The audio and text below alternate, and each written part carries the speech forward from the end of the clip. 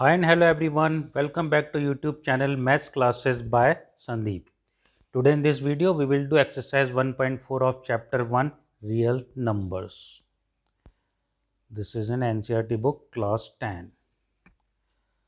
So in the first question, so before this we did exercise 1.1, 1.2, 1.3 हमारी पिछली videos में था और जिस किसी ने भी इसको सब्सक्राइब ना कर रखा हो सब्सक्राइब कर ले क्योंकि इसके अंदर हम वो आपका बेसिक कॉन्सेप्ट क्लियर करेंगे जो कि आप कई बार हो सकता है आप ना जानते हो उस चीज़ को। आज हम इस वीडियो में शुरू करते हैं हमारा question first. Without actually performing the long division, state whether the following rational numbers will have a terminating decimal expansion or a non-terminating repeating decimal. First देखिए 13 upon 3125. Now this 13 upon 3125, this is in the form of P upon Q where it is terminating. अब terminating क्यों है देखिए, ये आपका जो था एक आपने शायद 7th और 8th में भी एक साथ बस छोटा सा पढ़ा था इसको, जो हमने 9th में भी पढ़ा था और अब दोबारा से पढ़ रहे हैं इसको कि देखिए P एंड Q आर को प्राइम। को प्राइम क्या होता है? जिसमें कि फैक्टर नहीं हो अदर देन 1, यानी 1 के अलावा उसमें कोई भी फैक्टर ना हो तो होता है को प्राइम।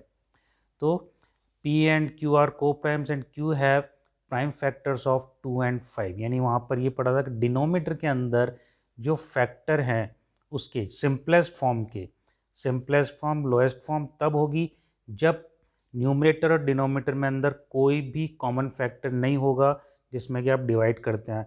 आप किसी भी नंबर से डिवाइड करते हैं ना, न्यूमरेटर को भी डिनोमीटर को भी, तो वह जब नहीं हो डिवाइड इसका मतलब वो है सिंपलेस्ट फॉर्म में। तो उस केस के अंदर डिनोमीटर के जो फैक्टर हैं वो होने चाहिए 2 एंड 5 या फिर 2 और 5, यानी या तो दोनों हो 2 एंड 5 या फिर दोनों में से कोई एक हो 2 या 5, जिसको हम यहाँ पर रिप्रेजेंट करते हैं as a power of 2 and as a power of 5 where n and m are non negative integers. अब देखिए इसमें prime factor of 13 is 13। Now prime factor of 3125, 5 into 5 into 5 into 5, this is 5 raised to the power 5. So here no common factor, it means these are co-prime number. Now power of 5 is 5. So here power of 5 we are representing as a m. It means here n is 0 and m is 5. N is 0, it means any numbers whose power is 0 then value would be 1. इसलिए हम इसको कह सकते हैं कि ये terminating decimal expansion है। Simple form में समझने का है कि डिनोमीटर के अंदर जब फैक्टर हो 2 या 5, अब 2 के फैक्टर जैसे अब 2 पावर्स में भी होते हैं, 5 के फैक्टर 5 पावर्स में भी होते हैं, इस तरह से। अब आते हैं हम सेकंड क्वेश्चन पर, सेकंड पार्ट इस क्वेश्चन का 17 upon 8. Now this is also in the form of P upon Q where prime factor of 17 is 17 because 17 is a prime number, and then prime factor of 8 2 into 2 into 2 2 raised to the power 3. अब देखिए यहाँ पर denominator के अंदर factor है हमारा 2 का, इसका मतलब ये होगा terminating decimal expansion. 2 raised to the power 3 इसका मतलब n इक्वल्स टू वैल्यू है हमारी 3। ऐसे हम आते हैं थर्ड पार्ट पर। थर्ड के अंदर देखिए 64 अपॉन 455। अब 64 के फैक्टर हैं यहाँ पे 2, यहाँ पर raise to the power 6 and prime factor of 455 5 into 7 into 13। अब यहाँ पर ये देखिए इनमें से कोई भी कॉमन फैक्टर नहीं है, लेकिन डिनोमीटर के अंदर देखिए 5 इंटू 7 इंटू 13, यहाँ पर 5 के अलावा क्या है 7 और 13 है। तो मतलब ये है कि जब 2 या 5 के अलावा कोई दूसरा नंबर आ जाता है कोई भी, तो फिर वो अपना उसके अंदर जो अपने डिनोमीटर के अंदर होता है फैक्टर वो हो जाएगा अपना अलग 7 और 13 जैसे इसमें है अपना। उस केस में अपना ये डेसिमल जो है टर्मिनेटिंग नहीं होगा। 455 have no common factor other than 1 and 64, so they are co-prime and denominator is not of the form 2 raised to the power n 5 raised to the power m, क्योंकि 5 एक बार है और दूसरा है 7 एंड 13 का। कोई भी आ जाता नंबर से 3 आ जाए, सपोज 17 आ जाए, मतलब अदर देन 2 एंड 5, तो वो हो जाएगा नॉन टर्मिनेटिंग। अब नेक्स्ट पार्ट में जैसे अपने 15/1600, 15 के फैक्टर है 3 इंटू 5 और 1600 के फैक्टर हैं यहाँ पर देखिए 2, यहाँ पर है 2 into 2 into 2 into 2 into 2 into 2, यानी 5 टाइम, सॉरी 6 टाइम है ये, और 5 की पावर है यहाँ पर 2, यानी 5 भी है यहाँ पर 2 टाइम। अब देखिए ऊपर न्यूमरेटर में ही 5 है, डिनोमिनेटर में 5 है, 1 1, यानी ये कट हो जाएंगे। तो अब इसके अलावा यहाँ पर कोई भी फैक्टर कॉमन नहीं है, तो यानी ये हो गया अपना 3/2 इंटू 5, यानी 3/320। अब देखिए, अब यहाँ पे जो डिनोमिनेटर था वो है अपना उसमें फैक्टर 2 एंड 5, 2/6 एंड 5/1। 1 कहाँ होता है, जहाँ पर कि हमारे कुछ भी ना लिखा हो किसी में पावर में, तो हम उसको मानते हैं एज ए 1, यानी वहाँ पर होता है 1, क्योंकि 1 है देखो तो एक प्रकार से इनविजिबल है, हर नंबर 1 से मल्टीप्लाई होता है और हर नंबर 1 से डिवाइड भी होता है, तो ये एक तरह से है इनविजिबल। तो जहाँ भी पावर ना लगाओ इसका मतलब है 5/1। अब यहाँ पर देखिए, अब इसमें जो फैक्टर है 2/6, यानी यहाँ पर n की वैल्यू हो गई 6 और 5/1, यानी m की वैल्यू हो गई यहाँ पर 1। तो ये है अपना terminating decimal expansion.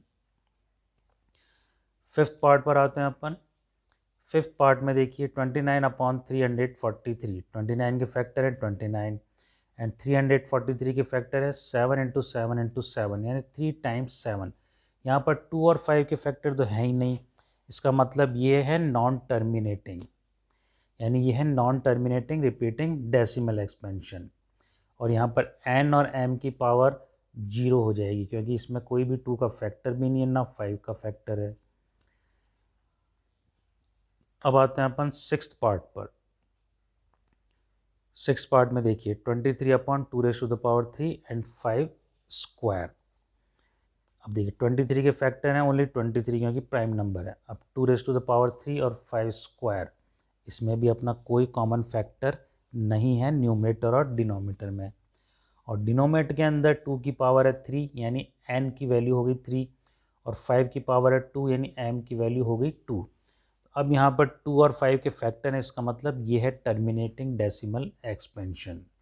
Terminating decimal मतलब जो यहाँ पर अपन डेसिमल में ख़त्म कर देते हैं, कई बार 0.25 आता है, कई बार 0.50 आता है, कभी 0.12 भी आता है। तो मतलब डेसिमल्स के अंदर कोई एक्सपेंशन ख़त्म हो रहा हो वो कहलाता है टर्मिनेटिंग, और जो ना होता है, नहीं ख़त्म होता है, वो कहलाता है नॉन टर्मिनेटिंग। अब आता है अपन सेवन्थ पार्ट पे। इसमें 129/2 5/7 एंड 7/5। 129 अपॉन जो अपना प्रोडक्ट आ गया है वो उसमें फैक्टर है अपने डिनोमीटर के 2 एंड 5/7। इसके अलावा भी यहाँ पर एक फैक्टर है 7 का।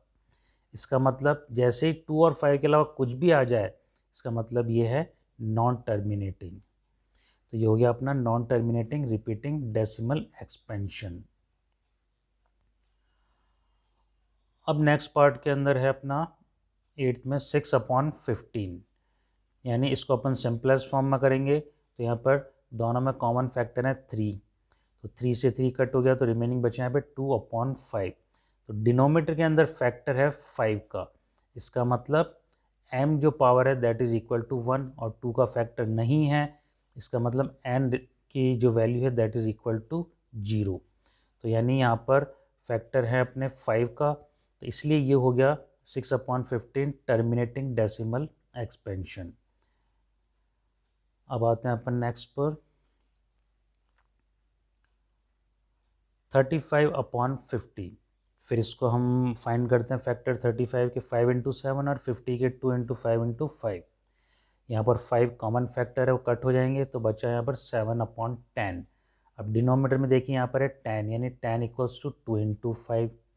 तो 2 और 5 दोनों के फैक्टर हैं, इसका मतलब ये जो 35/50 है अपना रैशनल नंबर, ये भी ए टर्मिनेटिंग डेसिमल एक्सपेंशन, जहाँ पर कि n की वैल्यू होगी 1 और m की वैल्यू होगी 1, क्योंकि ये 2 है 1 टाइम और 5 भी है 1 टाइम।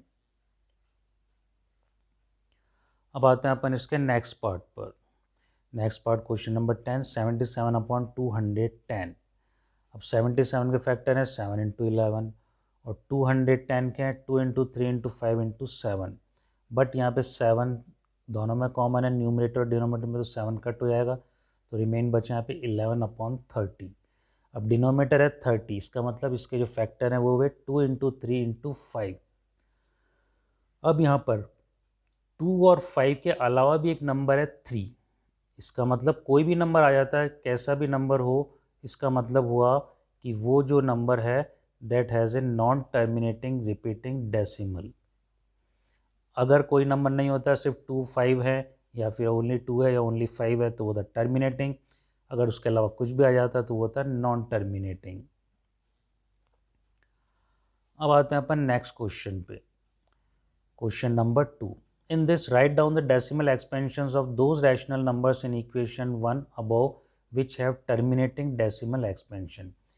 यानी उस क्वेश्चन में जो भी टर्मिनेटिंग डेसिमल एक्सपेंशंस थे उनको अपने को यहाँ पर रिप्रेजेंट करना है एज ए डेसिमल एक्सपेंशंस। जैसे फर्स्ट था अपना 13/3125, सिंप्लीफाई करने पर ये अपना आता है 416/1 लाख, तो यानी इसमें अपन डेसिमल लगा देंगे ऊपर 0.00416। ऐसे अपना नीचे है सेकंड 17/8। वैसे तो आप 17/8 को लॉन्ग डिवीज़न मेथड से भी डिवाइड कर सकते हैं, बट अदर मेथड है कि 8 को अगर आप 125 से मल्टीप्लाई करें तो आ जाता है अपना 1000, यानी न्यूमरेटर और डिनोमिनेटर दोनों को अपने को सेम नंबर से मल्टीप्लाई करना है। तो 17 इंटू 125 2125। अब इसमें डेसिमल लगा दीजिए क्योंकि हम इसको डिवाइड कर रहे हैं 1000 से, 1000 में है 3 0, यानी राइट साइड से अपन लेफ़्ट की ओर 3 डिजिट के बाद में पॉइंट लगाएंगे, यानी 2.125। अब फोर्थ है अपना 15/1600, इसमें भी सेम वही मेथड है। आप चाहें तो इसको लॉन्ग डिवीज़न से भी कर सकते हैं डिवाइड, जैसे 3/320, या फिर इसके अलावा सिंप्लीफाई अगर आपने उसको 1000 की टर्म में लेके गए तो फिर ये आता अपना 0.009375। ऐसे अपना सिक्स्थ है 23/2 एंड 5 स्क्वायर, 23/200। अब 200 इंटू 5 होता 1000, तो उसको अपन ऊपर भी 5 से मल्टीप्लाई करेंगे तो ये हो गया अपना 115/1000, दैट इज इक्वल टू 0.115।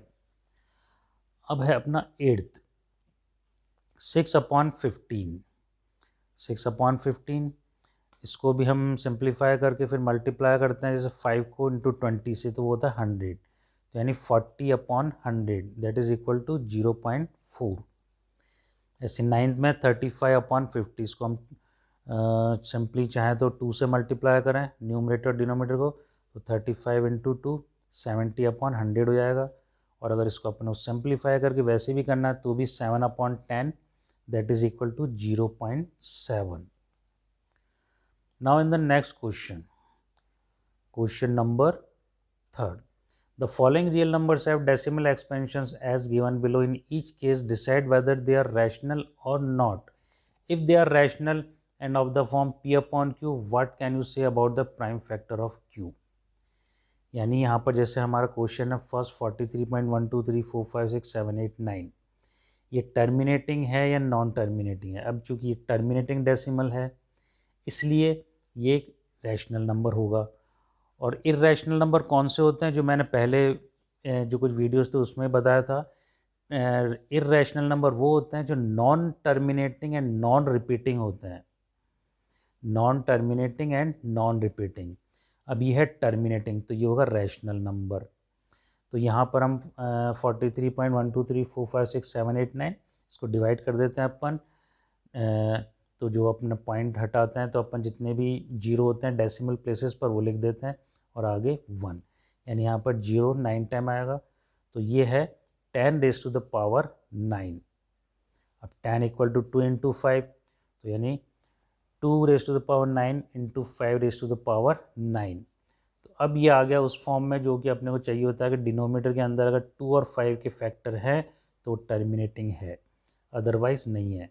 अब यहाँ पर देखो 2⁹ एंड इंटू 5⁹9, तो यानी अब जो है m उसकी वैल्यू क्या हो गई इसके अंदर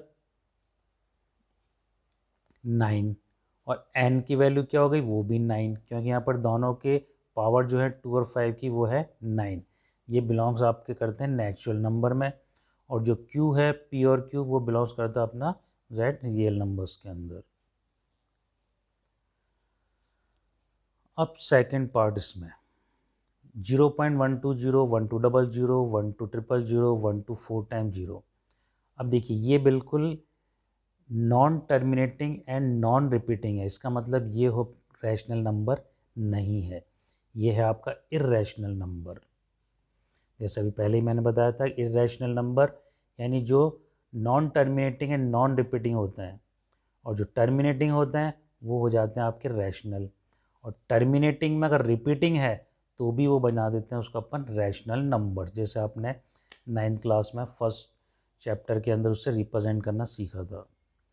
अब क्वेश्चन नंबर थर्ड है 43.123456789 बार है इसके ऊपर, बार ओवर द 123456789, यानी ये बार बार रिपीट होता रहेगा, तो इसका मतलब ये नॉन टर्मिनेटिंग है बट रिपीटिंग है, तो इसलिए इसको अपन कहेंगे रैशनल नंबर है। बट अब ये नॉन टर्मिनेटिंग है, इसका मतलब कि इसके जो डिनोमीटर्स के फैक्टर होंगे वो इस फॉर्म में नहीं होंगे जो कि है 2⁻n एंड 5⁻m, क्योंकि इससे मैंने पहले ही बताया था कि वो टर्मिनेटिंग सिर्फ वही होता है जहाँ पर फैक्टर सिर्फ 2 या 5 का हो या दोनों हो, और अगर इसके अलावा कुछ भी आ जाता है यानी नहीं होता है तो वो नॉन टर्मिनेटिंग होता है। So thanks for watching this channel. If you liked it then like it and share to others.